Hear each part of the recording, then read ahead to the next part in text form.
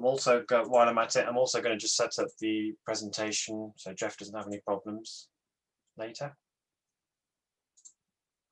Okay, hello everybody. Welcome to this meeting of the Rotary Club of Leicester on the 30th of November 2020. Do we have any guests or visiting Rotarians with us today? No, I can see. Okay, and any greetings from other clubs? No, none today.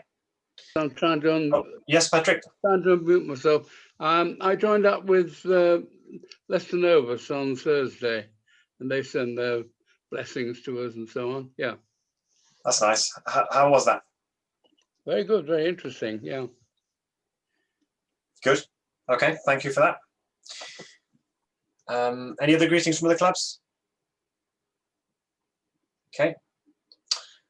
We're doing well on our various initiatives. So Scott's hamper project is going very well. He is kindly donating £300 from his club, from his workplace, to produce hampers. I think we've got about 120 from our side as well. So I think we're coming up to about nearly £450 worth of purchases for producing some hampers this Thursday, which I'll be doing with some students from our new road track club we're looking to start. And so if anybody wants to be involved in that, please let me know. And the plan is we're going to be going to Morrison's over on Freeman's Common to make a purchase, and then some students will be putting them together into either cardboard boxes or hampers, and then we'll go and distribute them. I know various members, Moira just mentioned, and Patrick and other members have very kindly donated hampers themselves.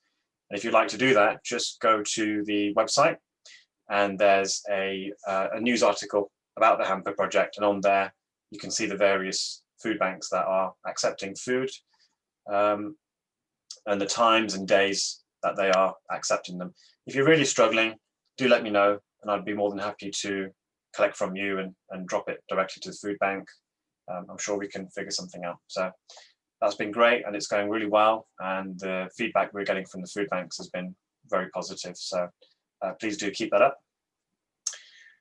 The volunteering is still continuing and going very well. So on Sundays, I've been going over to the Midlands Lunga Seva Society, and this is, I think, my 5th time yesterday.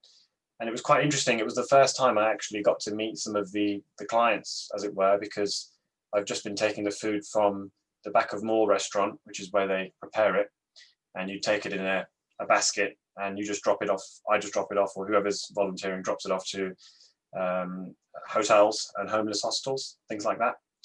And it was quite nice to meet the people. They were very friendly. They were very grateful that somebody had come and taken the time to drop them some food. And they were quite curious, actually, to know what we were doing, you know, where I was from, that kind of thing. So it gave me a chance to speak to them about Rotary and what we're doing, and they were very grateful. So that's also a project if anybody else would like to get involved. They have a need for delivery drivers at 3 p.m. on Sundays. They also used to do evening drops during the weekdays, but they found that because of security reasons, because it gets dark, obviously, and you're dropping to places. I mean, they're very nice. They look very nice in the day, but maybe in the evening, you might not want to be there. So they've decided to limit the evening drops while it's winter. But I'm sure they'll restart next year. The Road Track Club is going well. So as I said, I'm meeting a bunch of students on Thursday, and Beatrice, she's a Portuguese student studying political science at De Montfort University. She's currently gathering, I think it's the 10 or so students that are required to start a Road Track Club. We've agreed with her that we'll be paying the £50 fee to set up her club. And she's been very ably assisted by Nick to fill out the various bits of paperwork and that sort of thing. So that's going well. The only thing that's held it back really has just been her own assignments, and obviously the students going back at the 14th of December back home. So we're just trying to get things in place as quick as we can with that. On the online Santa, project. That's gone well. We've sold £120 worth of online Santas. So I'm actually going to be meeting Santa at 3 o'clock today, virtually. And we've managed to get a green screen. Well, it's a green piece of fabric, but what it allows us to do is to have a virtual background. It comes out much better if you have a green screen behind you, because then Zoom can differentiate much better what's behind you and you. So then you can have a festive background. We're just kind of working out what we're going to have, but we're going to have a really nice background for the families, a Christmas tree, maybe a fireplace going and all that kind of stuff. So Santa and I will test that and we'll work out something that works. And perhaps it's something we could do every year, because there really aren't any costs to us, apart from maybe a £2 fee every time a ticket sells from Eventbrite. Aside from that, it's all ours, and we can donate that money to whatever cause we wish to in the future. So hopefully we can grow that, and as we get known, perhaps we could do 20 or 30 online Santas every year, and everybody's works out well for everybody. Okay, and Simon, Simon here. Simon, do you want to quickly mention how your bridge evenings are going? Well, we haven't started yet. There've been 2 responses recently. What I propose to do is send out invitations this afternoon for this week, and we'll take it forward from there. Do you know which platform we're going to be playing on? Is it Trickster or Bridge Base?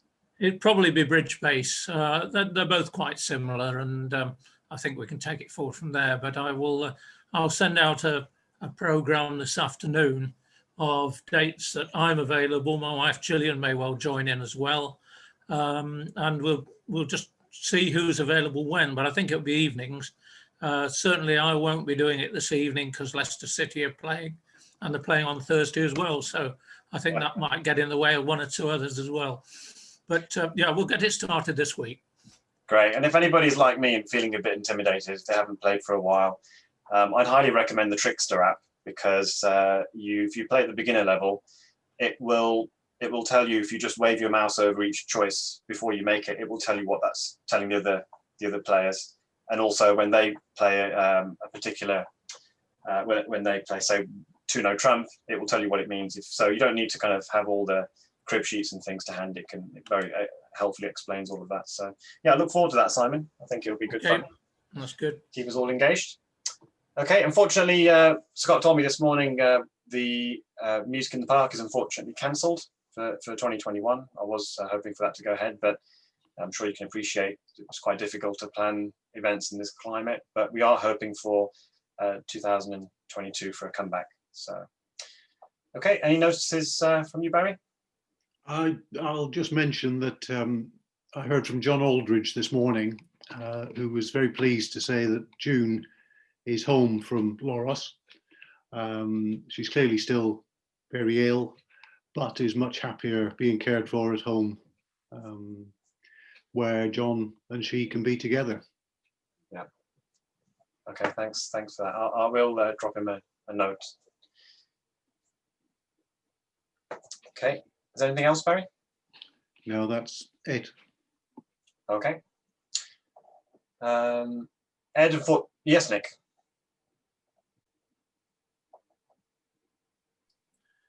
Just on membership, something that has come through, and it ties in with the Music in the Park, that the Wigston Club is sadly closing at the end of the Rotary year.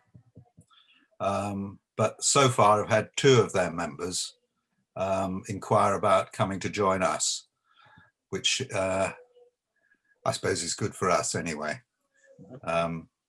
And I've been in touch with them this morning. Thank you.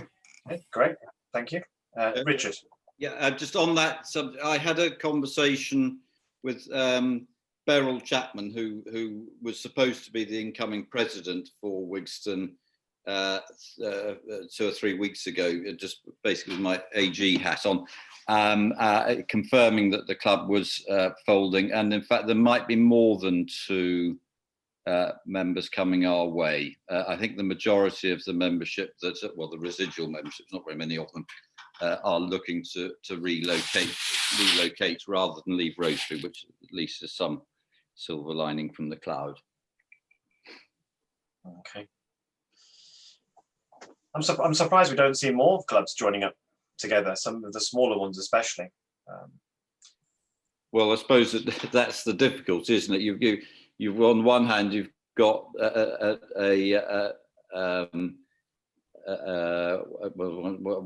suppose a mission of Rotary to expand the number of clubs, and while at the same time you've got other clubs shrinking and merging. So it's constantly shifting sands.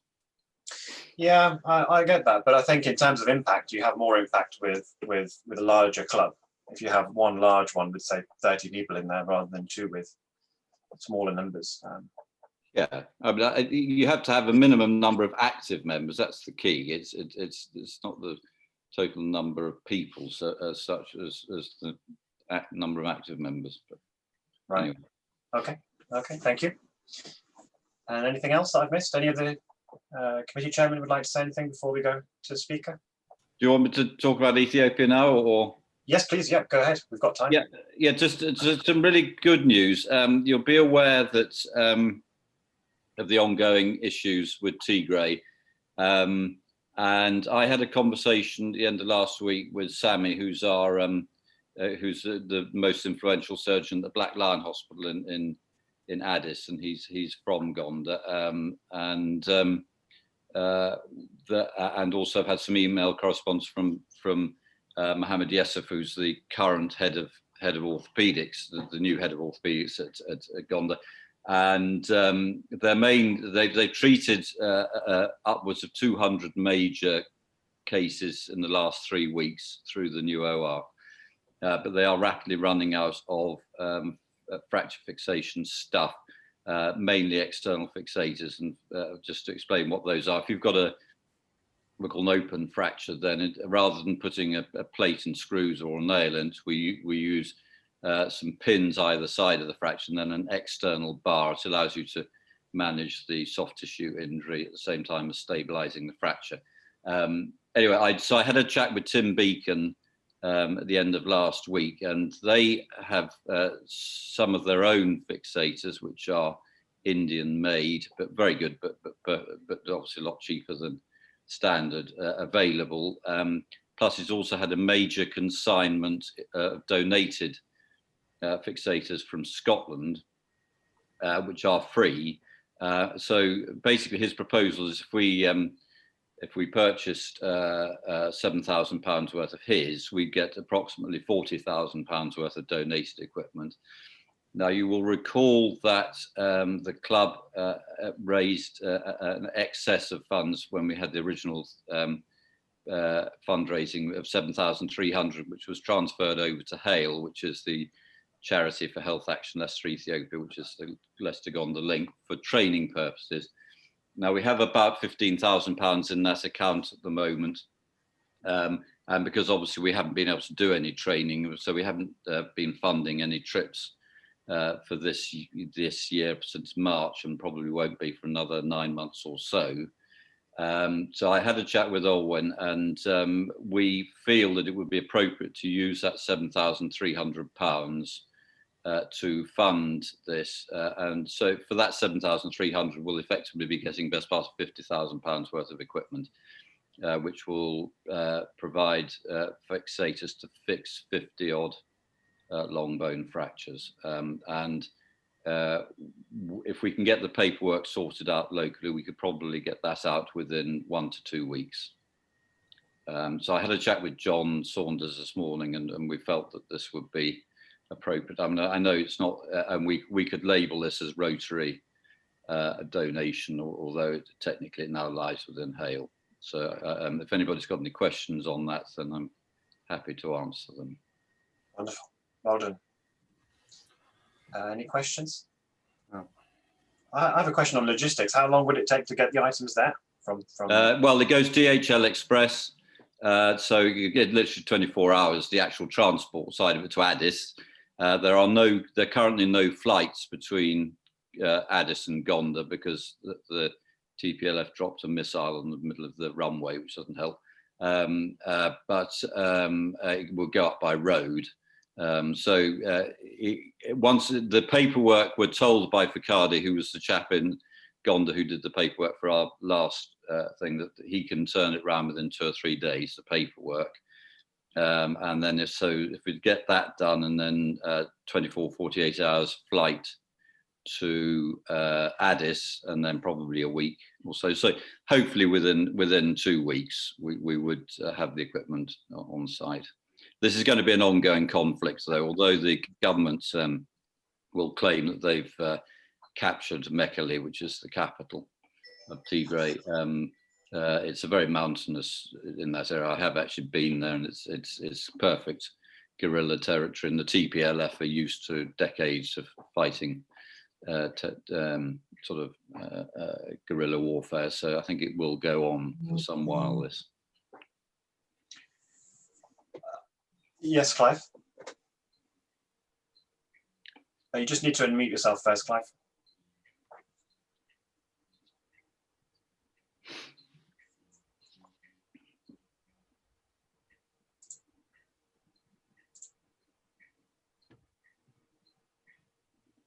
I'll send you a message to try and unmute yourself. I don't know if you can just click that. Should be in the bottom left next to the kind of microphone image. No, not working. Okay. Well, there is a chat box somewhere on the bottom. If you click on that, you can just type in your question, and I'll repeat it. So we can do that. So David wants to say something. Yep, David. Probably moving on from Ethiopia back to Bradgate Park. Last week I mentioned that there's discussions about the visitor centre ongoing because at the moment it's closed.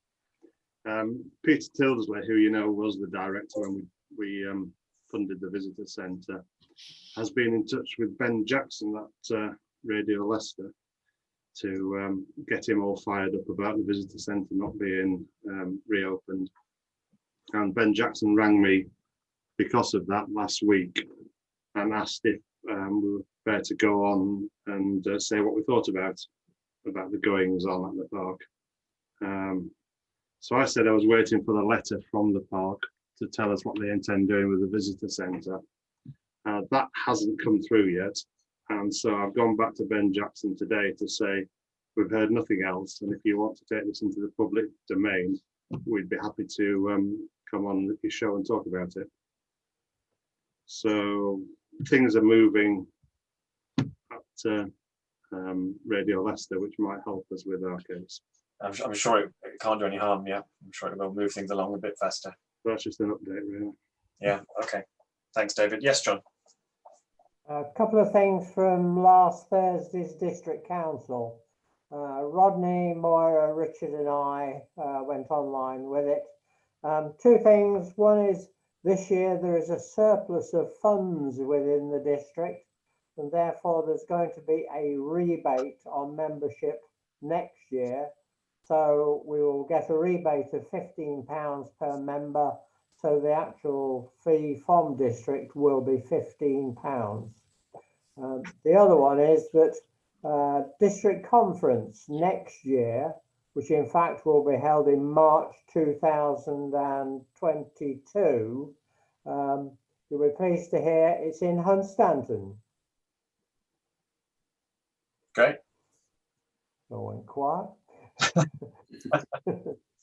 So we'll see you there. That's great. No, thanks, John. Thanks. We've got Clive back now. I've just remembered my question, thank goodness, and that was simply to ask of Richard whether the operations he talks about are all a direct result of this conflict, or are they operations that would have been happening without this? The exact breakdown I can't give you. I do, but certainly a substantial proportion will be from the conflict. Just to recap, Amhara is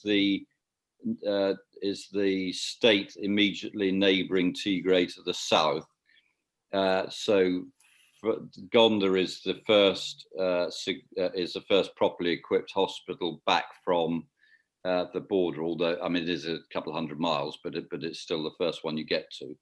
and then and Desi is on the main road up from Addis to Tigray further east, and so that's the other hospital that's taking, and that's a big hospital, is taking quite a lot as well.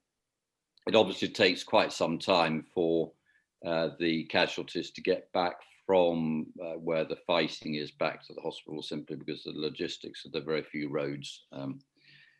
So they're often in quite a state by the time they actually get to the hospital. Thank you. Okay, thank you, Richard. Can I just ask, Yes, or John or Rodney, is the 21 conference in March still going ahead? It seems, I mean, it looks as though it's going to be in the restricted, the shutdown zone. Can I answer that? The decision is yet to be made, but it looks as if it won't be held. The current conference team is reluctant to cancel it because that could put them in the position of having cancellation charges. They want Celtic Manor to cancel it. But at the moment, I think there's about 100 people registered. Yeah. And some of us have already paid for the hotel from last year or from this year.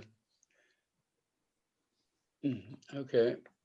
Okay, I'd like to just move things along, give our speaker maximum time. So at this point, if you do have your mic unmuted, please mute it, and shouldn't get any background noise then. So this week we've got Geoff Blurton, former RIBI International Chair. His topic will be Rotary, the Sally Army, and me. So please take it away, Geoff. Thank you. Thank you very much, Mr. President. Thanks to Ed too for the invitation to come to Grandmother. Are you aware that your club is the grandmother club to my club here in Kettering? One of your daughter clubs, Northampton, was our mother club. So it's good to be able to greet you. And thanks for the support for the club during my DG year. The club was then with President Paul. And of course, there are a number of district colleagues from my day and elsewhere who it's lovely to see here. So thanks very much. I recall my visit to the club as DG was the first one I made in the Rotary year. It was the easiest one in that I live on top of the railway station in Kettering, and you're not so far from the railway station in Leicester. So just hop on the train, not even bother with the car and parking and that kind of thing. And the thing I remember of that was that your farewell to your then honorary member, Bishop Tim. That was the last occasion that he came along to the club before I went. So that's a little bit of the past. My talk, and I will be screen sharing in a moment, my talk really is based on the challenge I got from my president 40 years ago in this past August when I was privileged to become a Rotarian. And one of the many things that he said in his little speech was, don't ever forget that you represent Rotary in your vocation and you represent your vocation in Rotary. So this is a kind of vocational, it's a bit of a life story, but it's a vocational stroke international thing, which I tried to do. So if we can, presumably the screen share is open, Ed, I guess. Let's try.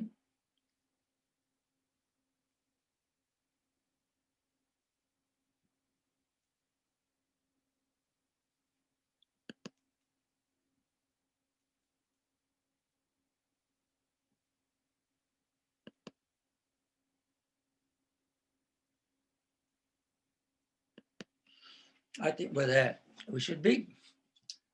I think everyone can see that, hopefully. So this is it, this vocational international that I've already mentioned. And it's this idea of partnership. And one of the things that's been my themes in Rotary is never do alone what you could do better together with another club, another district, your own vocation, your business, whatever. Together we can achieve more. Some of you will recall this. It was a bit of a gimmick during my DG year. And the simple idea really of using the trombone is it's made of brass, and brass is an alloy. Copper and zinc, and without the alloy, it wouldn't be able to produce, some of you may feel it produces a rotten sound anyway, but it wouldn't produce a decent sound anyway. But we start with, who am I? He is an Englishman. Music has been a big part of my life. He is an Englishman, for he himself hath said it, and it's greatly to his credit that he is an Englishman, that he is an Englishman. So I'm an Englishman, and this was our DGE event, the International Convention in San Diego, where we had to dress up, and there's the English part of it. From Stoke-on-Trent, as my wife loves to say, where all the mugs come from. There's a few cups and saucers and nicer things as well, but this is me in the back row on the left, just one. And I put this on, just a school photograph, just very briefly, to say this was my first contact with Rotary. No, not Rotaract, which was a shame. I wasn't aware that Rotaract existed in those days, but my school head teacher was a Rotarian. I was his head boy, and you could never get hold of him on Monday lunchtimes. Those were the days when Rotarians were absent from work for at least 2 hours. Most of them didn't bother to go back in the afternoon in those days, I think. Those were different times, but that was introduced. My dentist also was a Rotarian, and he was a family friend. This is me as a youngster, a young Salvationist, and this brings the Salvation Army in. Just in case anyone's not aware of Salvation Army terms, I'm an officer in the Salvation Army, which in church terms, we are the ordained clergy. So let's look at, having said I'm an Englishman, one of my first appointments in the Salvation Army was the 5 years I spent in the beautiful country of Kenya. Jambo, Jambo Bwana, Abarigani, Missouri Sana, Wageni, Karibishwa, Kenya Yetu, Akunet Matata, Akuna Matata, words of before. We were right on the equator. I love to take visitors just up the road. This is my wife, and you can see there on the Kisumu-Kakamega Road, we were quite high in altitude, but you could just walk up the road and have your photograph taken on a sign that says, this is the equator. And there I was head teacher of a school for visually impaired children. It was called blind children in those days, but it is politically correct to talk about visual impairment these days. That's me with my accordion, with the accordion bands, which were much more difficult than mine to play. But and this was our choir there.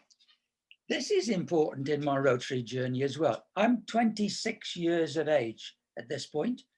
I was there between the ages of 26 and 31 as the head teacher of the school there.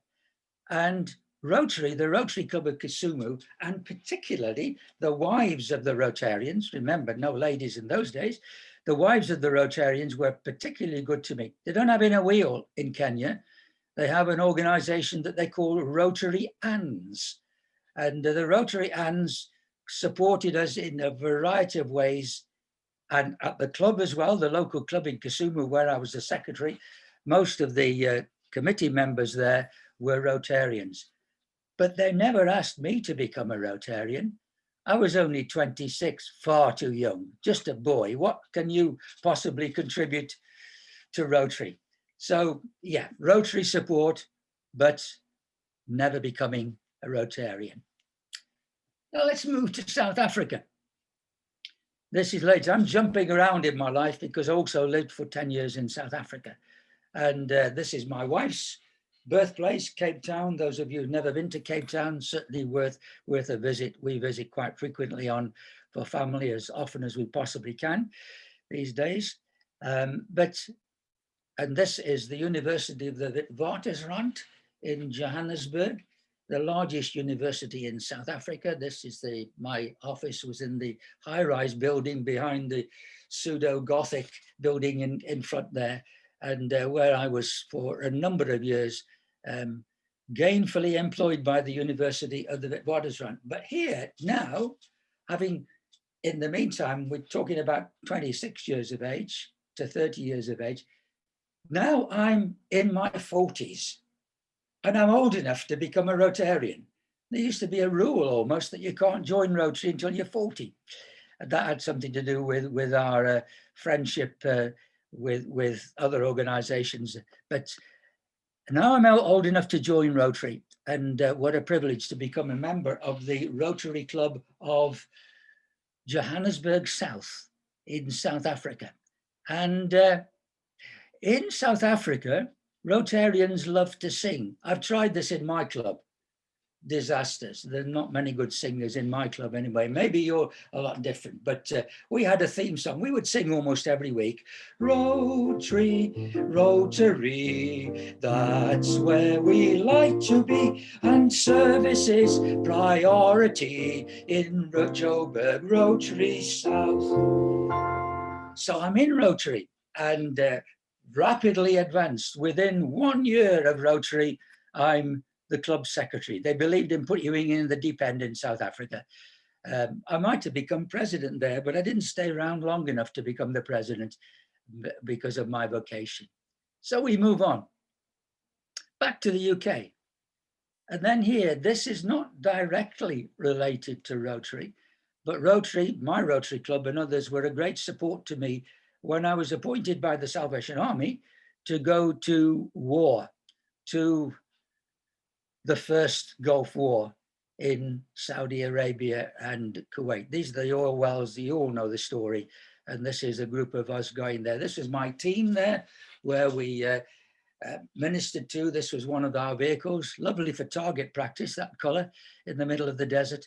But, and this was this is me outside the Land Rover, where we just ministered to Her Majesty troops for a number of months out in Saudi Arabia and Kuwait during that particular thing. Wonderful experience. There's us with the thing. We could do all sorts of things in here. We could serve hot meals, ice cold drinks. You know, the one thing you couldn't serve there was anything alcoholic. This is in a Gulf War, and it was a great hardship to Her Majesty's troops that there was nothing alcoholic anywhere near the place, unless you could thumb a lift on a helicopter and go out into the Gulf to a Royal Navy ship, which happened to me on a couple of occasions. You could get, they would treat you very well, but this was it. So that's another part of my life, tied in Salvation Army and Rotary. Then on another occasion, went to Zambia, where I was the Chief Secretary of the Salvation Army in Zambia and Malawi. This is me and my wife in the uniform that we would worn there. And it was during this particular time that having spent 25 years as a Rotarian, that I was suddenly asked to be the president. I don't know what your club's like, Mr. President, at Leicester, but you have to serve a long apprenticeship in Kettering to get anywhere near the presidency. And I think that applies to a lot of clubs in the United Kingdom and in Ireland too. But again, within months of becoming a Rotarian at the Rotary Club of Lusaka, they asked me if I would become their president, which I did. And it was the Rotary centennial year. And we wanted to do something special in that year.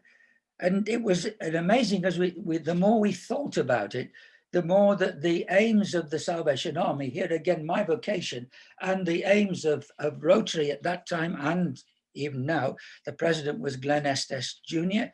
in those days, were the same. You know, providing clean water, providing help in a variety of ways. And here's some of them coming up. The division, bringing the two visions together.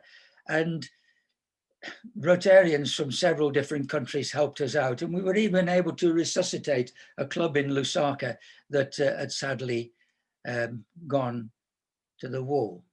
And we were built this Rotary project, a building on which there were all sorts of health, simple education, basic education, and that is still there. That is ongoing. It is certainly very sustainable. And the event in this particular building is still taking place to this very day. So on we go around the world. And this was really, for me, perhaps unexpected. Following the tsunami of 2004, I was invited to lead the Salvation Army's response in Indonesia. That was an awful time. Now, different colored uniform again. This is the white of Indonesia. And this was the normal transport around it in the parts of Indonesia, the rural part that I went. If I look scared there, it's because I was. We all remember the tsunami. It's where that arrow is, and bringing it in on a different map. That's the epicenter of the underwater earthquake that caused this tsunami. And I was working in the part of Malabo and on the island of Nias from an office in Medan. The next few pictures speak for themselves.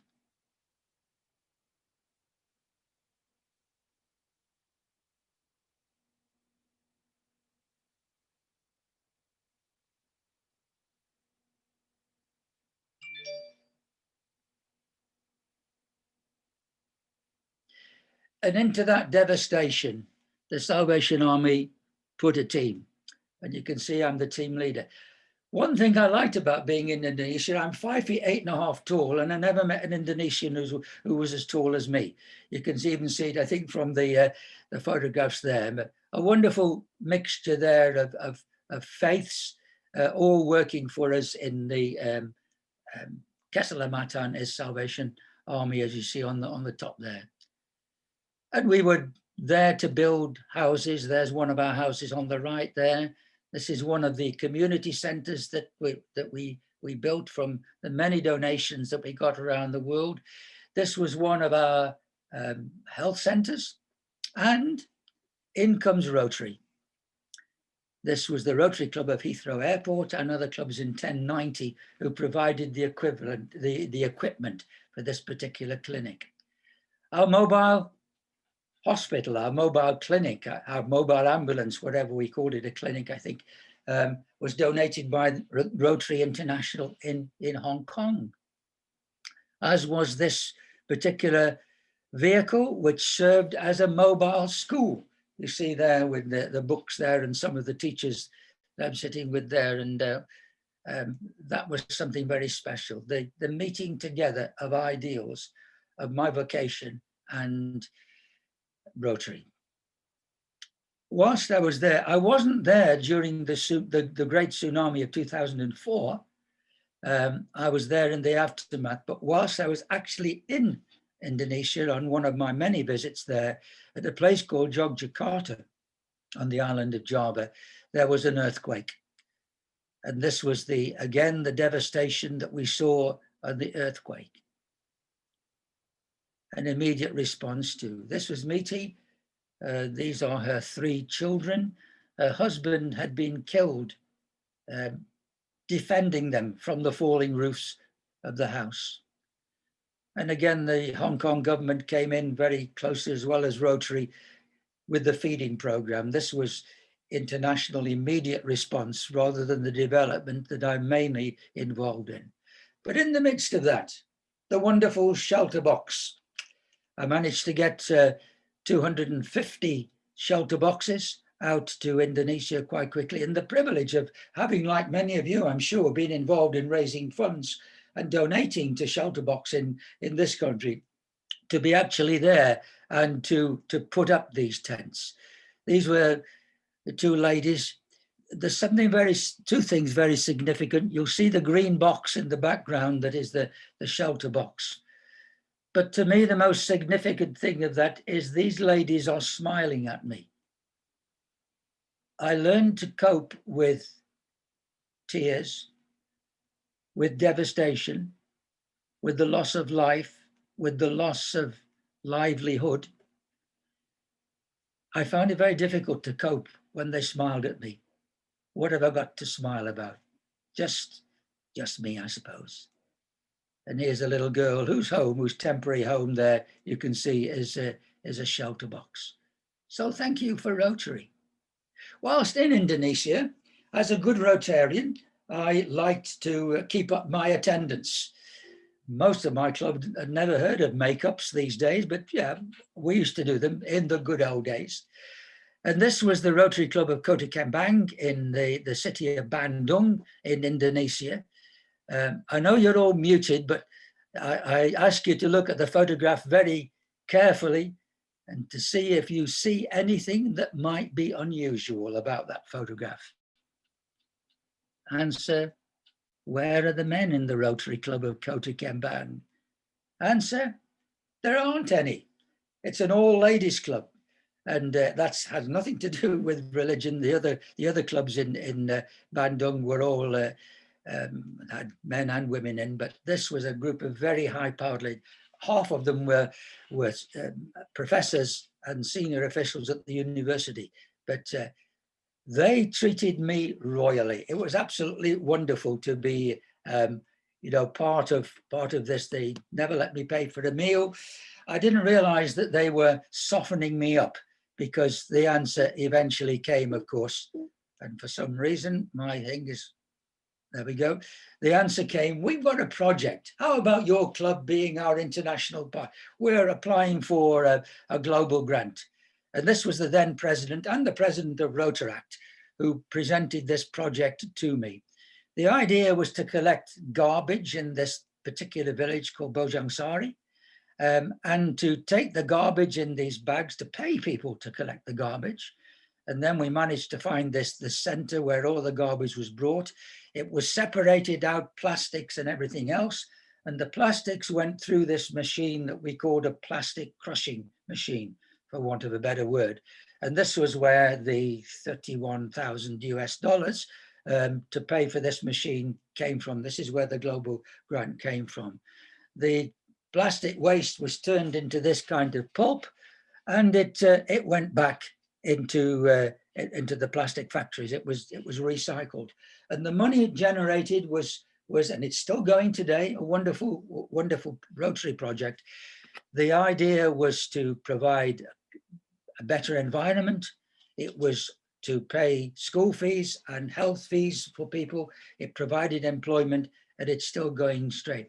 The important thing here is, when I came back to my club, they were enthusiastic, but they didn't have the, what was it, 6,000 plus pounds that was necessary to put into to generate the matching grant system.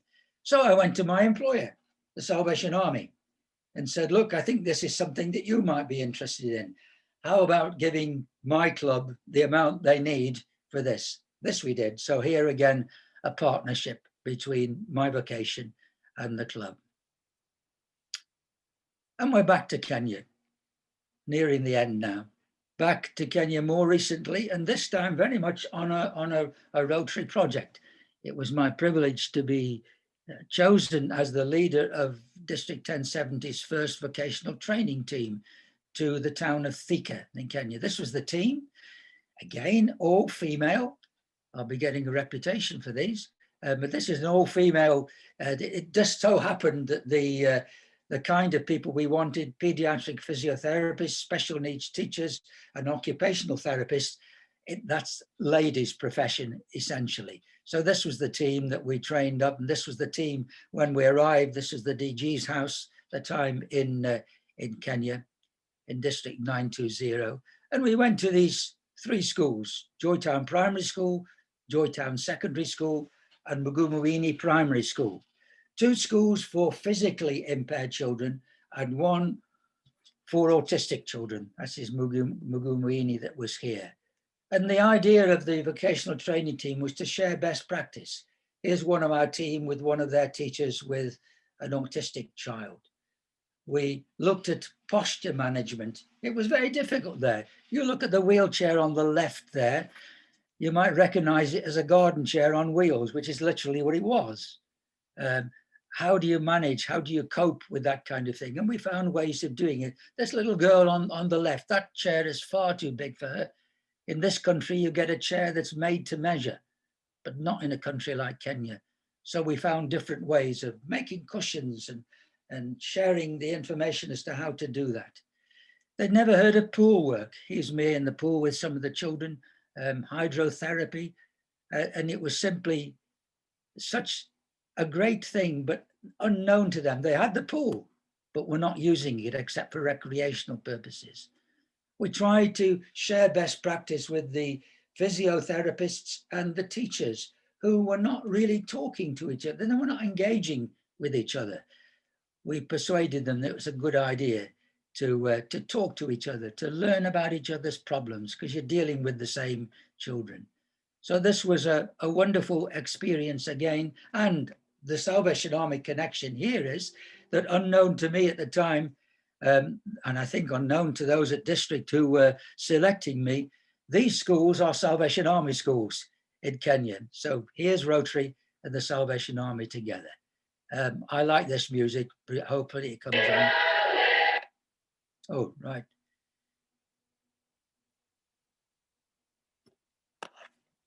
Didn't want to comment that anyway.